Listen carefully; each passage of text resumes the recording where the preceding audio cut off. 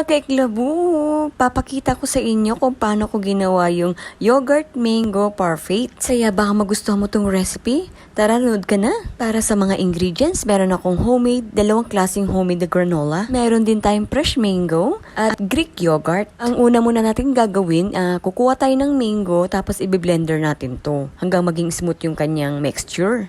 So, maging ganyan yung kanyang itsura. Tapos, set aside muna natin yan. Tapos, ito naman yung ating Greek yogurt. So, mag-i-scoop lang tayo ng Greek yogurt dyan sa ating mga glass. Pagkatapos ng Greek yogurt, maglalagay naman tayo ng ating, yung binilend nating mango. Pagkatapos ng mango, maglalagay naman tayo ng homemade na granola. Bali, ito yung isang klase ng homemade na granola na ginawa ko. Pagkatapos ng granola, maglalagay naman tayo ulit ng Greek yogurt. At pagkatapos naman ng Greek yogurt, maglalagay ulit tayo ng isang klase ng homemade na granola. Itong klase ng granola nito may mga nuts. At pagkatapos naman ng granola, maglalagay naman tayo ulit dito ng fresh mango. So, itatoppings natin yung fresh mango dyan. At para nga sa akin, pwede na rin itong pang dessert or kaya pang breakfast. Diba? Super easy lang ang paggawa ng mango yogurt parfait.